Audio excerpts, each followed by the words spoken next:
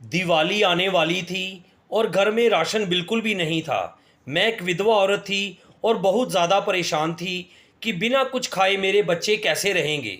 मेरे चारों बच्चे अभी बहुत छोटे थे। मैं अपने बड़े भाई के घर गई ताकि उससे सहायता ले सकूं, लेकिन मुझे देखते ही भाभी ने बहुत अपमानजनक बातें कही। वह कहने लगी कि उन्होंने अनाथों की जिम्मेदारी नहीं ली है और मुझे दरवाजे से ही भगा दिया, जबकि मेरा भाई बहुत अमीर था। मैं रोती बिलखती खाली हाथ घर लौट आई, लेकिन अगले ही दिन मेरे होश उड़ गए जब भाई का फ़ोन आया।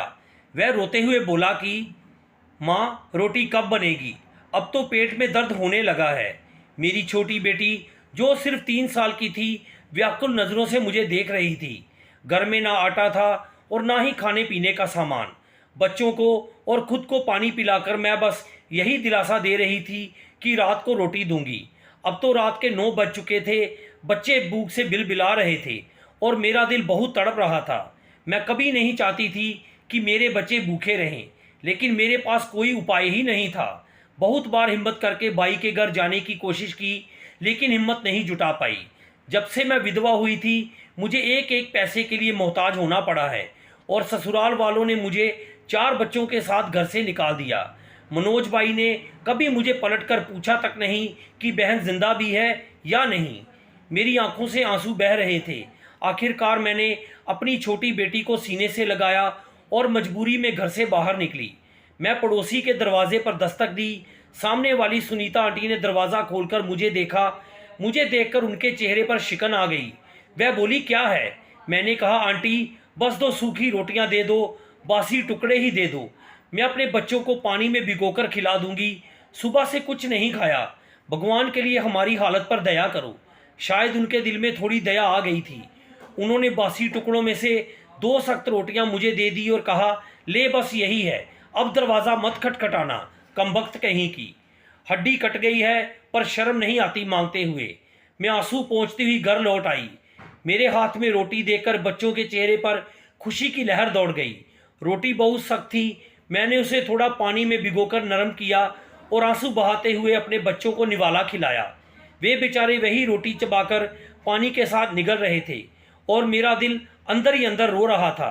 गरीबी भी कितनी अजीब चीज़ है, और इस गरीबी में अगर कोई विधवा और बेसहारा की मदद ना करे तो ऐसे भाई का क्या फ़ायदा। ये सोचकर मेरे दिल से एक आह निकली। मेरे बच्चों ने बस इतने ही निवाले निकाले थे कि पेट की थोड़ी सी तसल्ली हो सके। 4 बच्चे थे और चारों के हिस्से में बस आधी आधी रोटी आई थी। फिर भी सब पानी पीकर वहीं आंगन में चादर बिछाकर सो गए। अब तक उनके होंठ सूखे हुए थे। अब तक मेरे बच्चे नींद में बार बार अपने पेट पर हाथ फेर रहे थे। शायद भूख अभी भी बाकी थी। पेट अब भी अपना ईंधन मांग रहा था, लेकिन कोई नहीं था जो उन्हें इस हालत में देखे या उनकी हालत पर दुख माने। मैं उन लोगों में नहीं थी जो भीख मांगकर पैसे इकट्ठा करे और दुनिया के सामने रोए। मेरी अंतरात्मा इसकी इजाज़त नहीं देती थी। मैंने लोगों के घरों में काम भी किया। ऐसा नहीं था कि मैं मेहनत से भागती थी। अपने बच्चों को खाना बनाकर दरवाजे पर ताला लगाकर मैं दूसरों के घरों में काम करने जाती थी। लेकिन बड़े घरों के बड़े ही असूल होते हैं, अमीरों के लिए कुछ और गरीबों के लिए कुछ और। मैं रीना दीदी के घर काम करती थी। वह भी मेरी तरह जवान और 2 बच्चों की माँ थी। उनके पति भी मेरी पति की उम्र के ही थे। मेरा पति चौकीदार था। अपने मालिक के घर की सुरक्षा करते करते वह चोरों के हाथों मारा गया, लेकिन उसके मालिक ने हमें सिवाय दिलासा देने के और कुछ नहीं दिया। वो मैं रीना दीदी के घर पर काम करने लगी। उनके पति की बुरी नज़रें मुझ पर थी। एक बार मैं काम पर गई तो रीना दीदी घर पर नहीं थी। मैंने कहा, साहब जी, मेरा हाथ छोड़िए, मैं इस किस्म की बुरी औरत नहीं हूँ। मेहनत करती हूँ और अपने बच्चों का पेट पालती हूँ। वह कहने लगे, मेहनत से तुम्हें मिलता ही क्या है? पूरा दिन गंदे बर्तन मांजती हो, कपड़े धोती हो, सफाई करती हो। महीने के बस 5,000 मिलते हैं, उसमें तुम्हारा क्या चलता होगा? बस चंद घंटे मेरे साथ बिता लो, मैं तुम्हें 20,000 दूंगा। मैंने कहा, साहब जी, मेरा हाथ छोड़िए, मैं अपने बच्चों को ईमानदारी की रोटी खिलाती हूँ, खून पसीना एक करती हूँ, 3 घरों में काम करती हूँ। हर औरत बिकाऊ नहीं होती। ज़बरदस्ती उसने मेरा हाथ पकड़ रखा था। वह कहने लगा, आज तो तुम्हें नहीं छोड़ूंगा, तुम्हारी मर्जी हो या ना हो। मेरी मर्जी तो है। जब से तुम्हें देखा है मेरा दिमाग खराब हो गया है। ये कहते हुए वह ज़बरदस्ती मुझे कमरे में ले गया। मैं चिल्लाने लगी तो उसने मेरे मुंह पर हाथ रख दिया। कहने लगा, अगर शोर मचाया तो तुम्हारा गला घोंट कर मार दूंगा। फिर उसने मुझे कमरे में धक्का दिया और दरवाज़ा बंद करके कुंडी लगा ली। इससे पहले कि वह कोई बेहुदगी शुरू करता, वहीं एक लोहे का फूलदान पड़ा था। मैंने वह उठाया और ज़ोर से उसके सिर पर मार दिया। मैं उसे तुरंत धक्का देकर पीछे हटी और दरवाज़ा खोलकर बाहर निकल गई। जब तक वह मेरे पीछे आता, मैं मुख्य दरवाज़ा खोलकर भागकर अपने घर आ गई थी। घर आकर मैं ज़ोर ज़ोर से रोने लगी। मुझे अपने पति की बहुत याद आई। जब वह था तो किसी की हिम्मत नहीं थी कि मुझ पर उंगली उठा सके या मुझे गंदी नज़र से देख सके। लेकिन जब से वह गया है, मोहल्ले वालों ने मुझ पर उल्टी सीधी नज़रें डालनी शुरू कर दी थी। उसके पति ने मुझे इंसाफ तक नहीं दिया। मैं रोती बिलखती घर लौट आई। मुझे सिलाई भी नहीं आती थी और ना ही मैं पढ़ी लिखी थी, क्योंकि मनोज भाई ने मुझे पढ़ने ही नहीं दिया था। वह कहते थे, तुमने कौन सी नौकरी करनी है? मैं पढ़ूंगा तो बड़ा अफसर बनूंगा, तुम्हें ढेर सारा दहेज देकर तुम्हारी शादी करूंगा। लेकिन ऐसा कुछ नहीं हुआ। मनोज भाई ने खूब पढ़ाई की, अफसर भी बन गए। लेकिन भाभी बड़े घर से आई थी, माता पिता जीवित नहीं थे। मैं अकेली थी, मनोज भाई के साथ रहती थी। वो जब से आई मुझसे नफरत करने लगी। वह कहती थी, ये तो पढ़ी लिखी भी नहीं है, इससे भला कौन शादी करेगा? कोई भी अच्छा घराना इसे पसंद नहीं करेगा। मनोज भाई भी अपनी पत्नी के आते ही बदल गए थे। उनका व्यवहार बदल गया था। उन्होंने मेरी शादी एक गरीब चौकीदार से करवा दी। मैं उसके साथ भी खुशहाल जीवन जी रही थी, लेकिन किस्मत को शायद कुछ और ही मंजूर था। मैं 4 बच्चों की मां बन चुकी थी। मेरी सबसे छोटी बच्ची 3 साल की थी। मेरा भाई अंतिम संस्कार करते ही शमशान भूमि से सीधा अपने घर चला गया था, और भाभी ने तो इतनी भी सहानुभूति नहीं दिखाई कि मुझे तसल्ली के 2 शब्द भी कह देती। वह तो मेरे घर तक नहीं आई, अफसोस तक नहीं किया। मुझे समझ आ चुका था कि भाई कभी मेरी मदद नहीं करेगा। मेहनत करनी चाहिए, लेकिन इज्जत की रक्षा करना मुश्किल हो गया था, इसलिए काम छोड़ दिया। लेकिन अब समझ नहीं आ रहा था कि घर का खर्च कैसे चलाऊं, क्या करूं। दिवाली का महीना शुरू होने वाला था और मेरे घर में भूखमरी की स्थिति थी। मेरे बच्चे भूख से बिलख रहे थे। मैं अब सोच रही थी कि काश कोई दान ही दे दे, कोई अपनी बचत से ही कुछ निकाल कर मुझे दे दे, ताकि मेरे बच्चों का पेट भर सके। लेकिन हम जैसे स्वाभिमानी लोगों का कोई हाल पूछने वाला नहीं होता। हम अपने आत्मसम्मान के कारण मर तो सकते हैं, लेकिन किसी के सामने हाथ नहीं फैलाते। बड़ी मुश्किल से मैंने अपने बच्चों की भूख को देखते हुए पहली बार मोहल्ले से 2 सख्त बासी रोटियां मांगी थी, वरना जैसे तैसे मैं कुछ ना कुछ कर ही लेती थी। कभी किसी के बर्तन धो देती, तो कभी कोई छोटे मोटे काम कर देती। मैंने अपनी पड़ोसन से कहा, अगर किसी को अपने घर के जाले साफ करवाने होंगे या दिवाली से पहले घर की सफाई करवानी हो तो मुझे बता देना, मैं कर दूंगी। वह कहने लगी, तुम्हें कोई काम पर नहीं रखता, तुम्हें क्या ज़रूरत थी रीना दीदी के घर चोरी करने की। अब मैं उसे क्या बताती कि मैंने कुछ नहीं चुराया था। वह तो उसका पति था जो मेरी इज्जत लूटना चाहता था। लेकिन मेरी बात पर कौन विश्वास करता? अगर मैं ये बात अपनी ज़ुबान से कहती तो मुझे ही बदचलन कह दिया जाता। हमारे समाज में सिर्फ औरतों पर ही आरोप लगाए जाते हैं, चाहे वह दोषी हो या नहीं। मेरी बात पर किसी ने भरोसा नहीं करना था। मैंने कहा, मैंने चोरी नहीं की थी, उन्हें गलतफहमी हुई है। अब उनकी इस गलतफहमी का मैं क्या इलाज कर सकती हूँ? वह कहने लगी कि जहाँ एक मैडम है, तुम्हें वहाँ बस कुछ दिन ही काम करना है, बाकी तो उनकी नौकरानी काम पर लगी हुई है, वह बस छुट्टी पर गई है। मैंने कहा, ठीक है, मैं काम कर लूँगी। मैं उस बहन जी के घर चली गई। उन्होंने अपनी दीवारें तक मुझसे साफ करवाई। पूरा घर मैंने 5 दिनों में चमका दिया और उन्होंने मुझे सिर्फ 500 का एक नोट दिया। मैंने कहा, बहन जी बस 500? वह कहने लगी, तुम और क्या चाहती हो, अपनी जान भी निकाल कर दे दूँ तुम्हें मैं? मेरी आंखों में आंसू आ गए। मैंने तो पहले ही 1000 का आटा और राशन दुकान से उधार ले लिया है, इसी उम्मीद पर कि बहन जी पैसे देंगी तो पिछला उधार चुका दूंगी। मुझे तो लगा था कि वह मुझे कुछ अच्छा मेहनताना देंगी, जब मैं रोज़ 5 घंटे उनके घर में काम करती रही थी। लेकिन उन्होंने सिर्फ मुझे 500 दिए। मैं रोने लगी। मैंने कहा, बहन जी दिवाली का पवित्र महीना आने वाला है, भगवान के लिए मेरे घर राशन भिजवा दीजिए। मैं तो पहले ही 1000 का उधार ले चुकी हूँ। अब मैं 5 दिन से लगातार काम कर रही हूँ, आपके पूरे घर को चमका कर रख दिया है, और आपने मुझे ठीक से पैसे भी नहीं दिए। वह कहने लगी, चलो चलो यहाँ से निकलो, जितनी मेहनत की थी उससे ज़्यादा दे दिया है।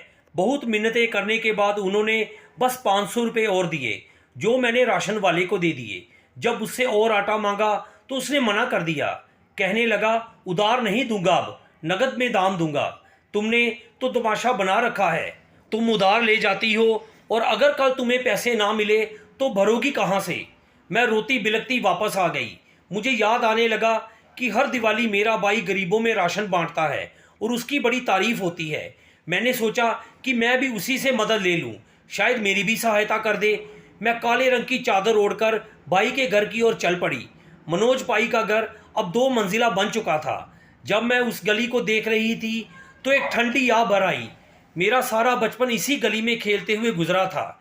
ये नहीं सोचा था कि अपने बच्चों की भूख के चलते मुझे एक दिन इस गली में दोबारा आना पड़ेगा। जब भाभी ने मुझे विदा किया था तो मेरे कान में कहा था, अब मायके की चिंता अपने दिल और दिमाग से निकाल दो। हमारे भी बच्चे हैं और अपने खर्चे हैं। कोशिश करना कि आकाश से ही अपनी सारी ज़रूरतें पूरी करवाना। मैंने ये बात गांठ बांध ली थी। कभी जाती भी तो भाभी का व्यवहार ऐसा होता कि दिल दुख जाता। हमें स्टील के गिलास में पानी देती थी। खाना तो दूर की बात, कभी चाय तक नहीं पूछी, बस पानी पिलाया और पूछना शुरू कर दिया, कब जाओगे, हमें कहीं बाहर जाना है।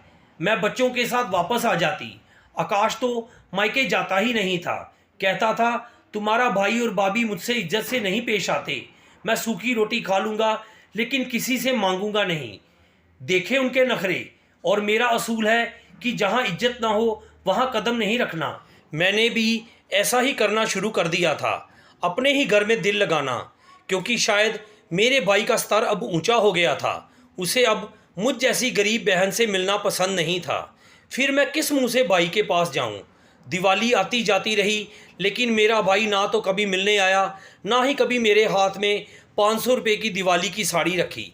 शायद उसकी इच्छाएं बहुत बढ़ गई थी, या फिर ये महंगाई ही थी कि उसके पास अपनी बहन को देने के लिए पैसे तक नहीं थे।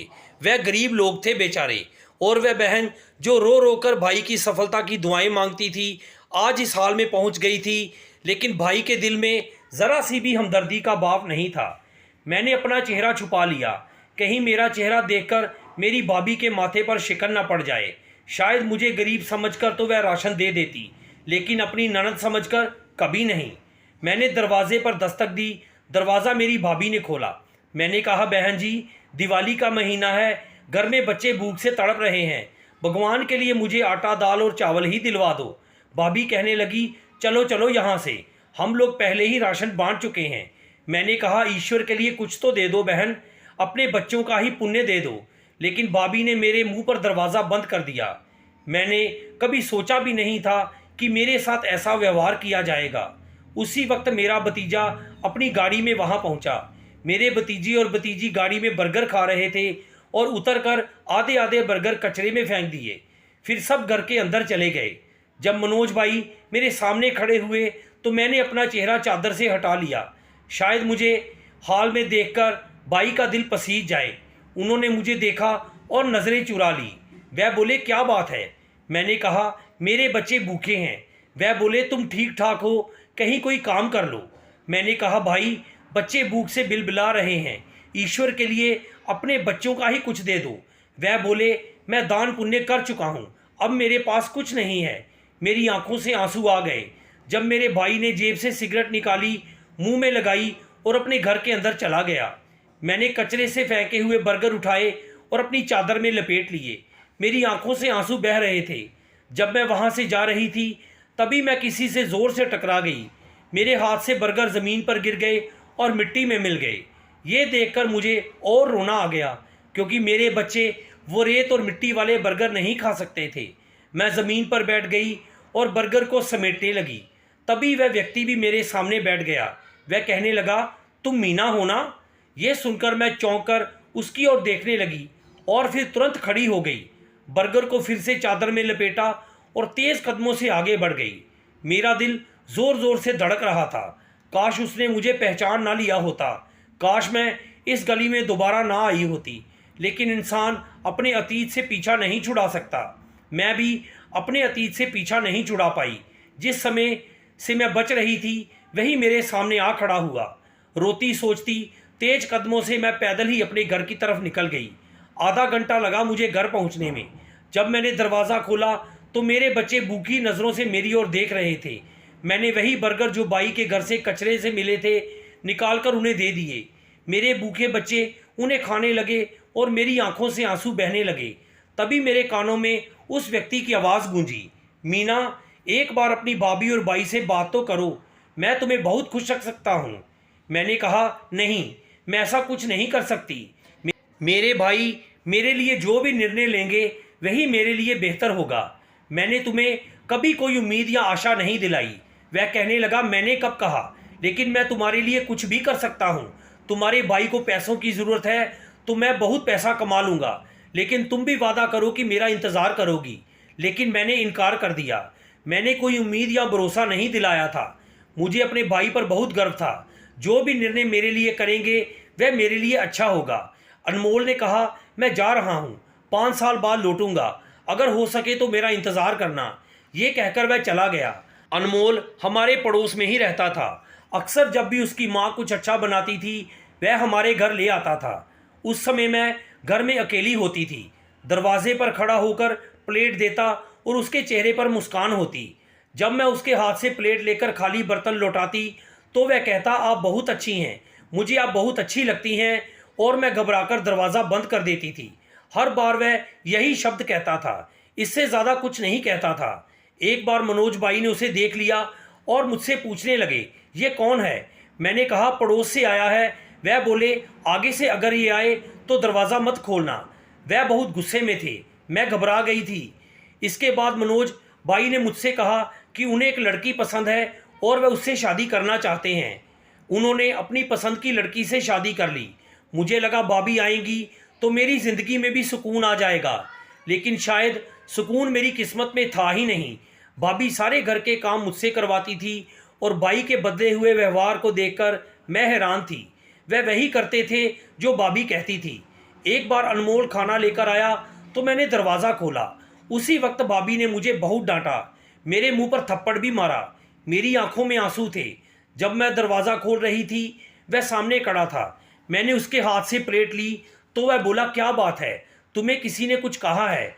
जैसे ही मैंने प्लेट रखी भाभी मेरे पीछे खड़ी थी। वह कहने लगी, तो ये सब हो रहा है हमारे भाई और मेरे सामने, तुम इस लड़के के साथ प्रेम बढ़ा रही हो।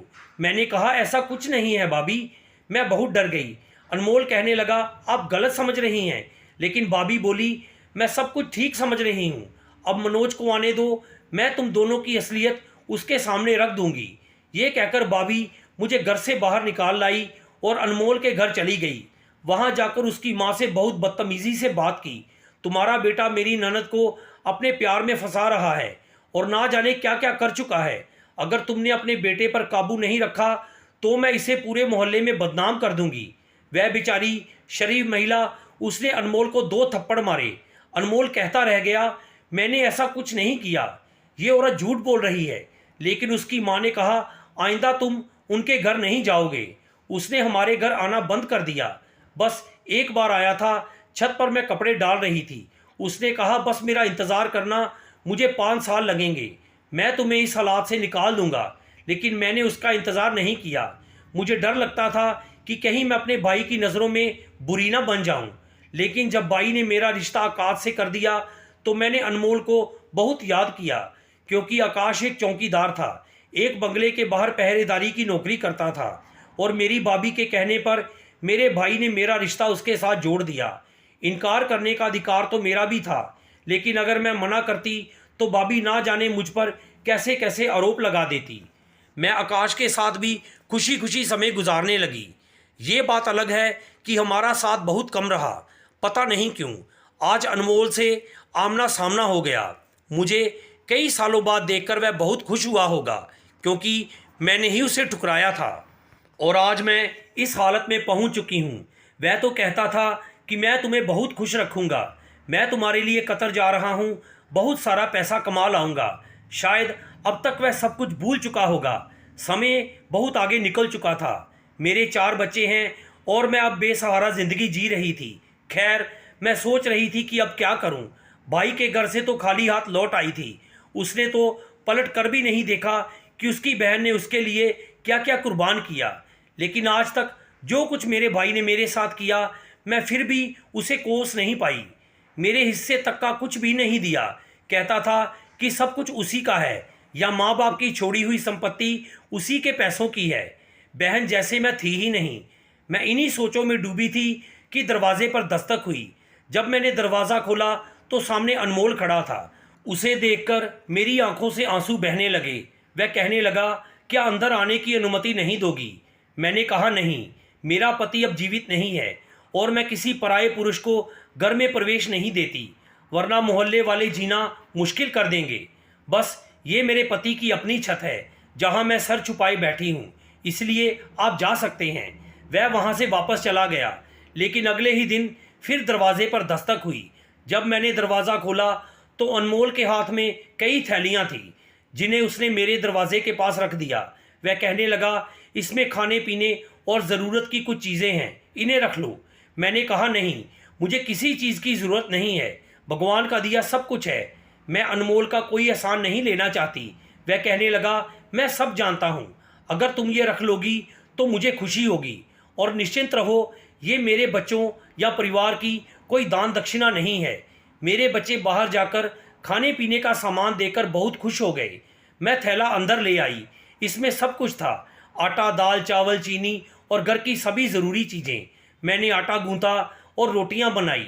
मेरे बच्चों ने पेट भरकर खाना खाया और खाना खाने के बाद उन्होंने उस इंसान अनमोल के लिए हाथ उठाकर ढेरों दुआएं दी जिसने हमें खाना दिया था। उन्होंने ईश्वर से प्रार्थना की कि उसकी रोज़ी में बरकत हो। कुछ दिन बाद वह फिर आया।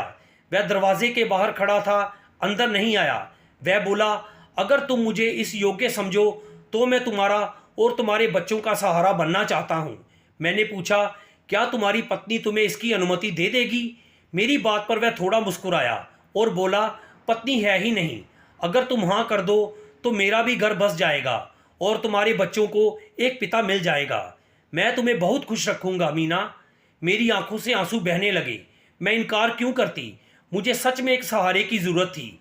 दिवाली से एक दिन पहले हमारी शादी हुई और वह मुझे और मेरे बच्चों को अपने घर ले गया। उसका घर अब मेरे भाई के घर के बराबर था। जब मेरी भाभी और भाई ने ये देखा तो मेरी भाभी ताने मारने लगी। वह कहने लगी, मुझे तो पहले ही पता था कि ये अपने पति के नाम पर नहीं बैठी रहेगी। लेकिन इस बार मैंने कोई जवाब नहीं दिया, बल्कि अनमोल ने जवाब दिया। वह बोला, जब भाई और भाभी ऐसी हों तो औरत को ऐसा कदम उठाना पड़ता है। मेरी भाभी गुस्से से तिल मिला गई और अपने घर के अंदर चली गई। लेकिन अगले ही दिन मेरा भाई रोते हुए घर लौटा। उसकी आवाज़ सुनकर मेरा दिल ज़ोर ज़ोर से धड़कने लगा। उसकी फैक्ट्री जिसमें उसने करोड़ों रुपए लगाए थे जलकर राख हो गई थी और अब वह कर्ज में डूब चुका था। बहुत सारे लोग अपना पैसा वापस मांगने आने लगे और उन्हें ये घर भी बेचना पड़ा। मेरी भाभी और भाई अब सड़क पर आ चुके थे। ये ईश्वर का न्याय है। वह एक पल में बादशाह बना देता है तो अगले ही पल में सब कुछ छीन भी सकता है। उसके दिए हुए दान को आगे बांटना चाहिए, घमंड नहीं करना चाहिए।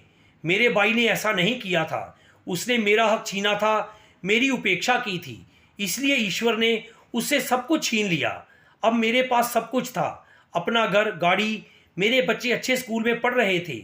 ईश्वर ने मुझे मेरे धैर्य का फल दिया था अनमोल के रूप में। अब मेरा भाई किराए के घर में रहता था और उसके बच्चे तरह तरह की मांगे करते थे। दाल सब्जी नहीं खानी है, हमें मांस खाना है, बर्गर खाना है। वह वही चीज़ें मांगते थे जिनकी उन्हें पहले से आदत थी। लेकिन अब उनके पिता के पास इतना पैसा नहीं था। पर मैं उसकी बहन थी, मेरा दिल पत्थर नहीं था। मैं हर महीने उसके हाथ में कुछ पैसे रख देती ताकि उसे कभी अपने बच्चों के लिए सूखी रोटी के लिए किसी के दरवाजे पर न जाना पड़े। मेरी आप सभी से ये विनती है, कृपया अपनी बहनों के साथ अच्छा व्यवहार करें। अगर वे विधवा हैं या बेसहारा हैं तो उन्हें अकेला ना छोड़ें। उनके साथ प्रेम और सहानुभूति से पेश आएं, क्योंकि ज़रूरी नहीं कि हर बहन की ज़िंदगी में कोई अनमोल जैसा व्यक्ति हो सकता है उसे सिर्फ आपके ही सहारे की ज़रूरत हो। तो दोस्तों, आपको ये कहानी कैसी लगी कमेंट बॉक्स में ज़रूर बताएं। कहानी को लाइक, शेयर और चैनल को सब्सक्राइब करना ना भूलें। धन्यवाद।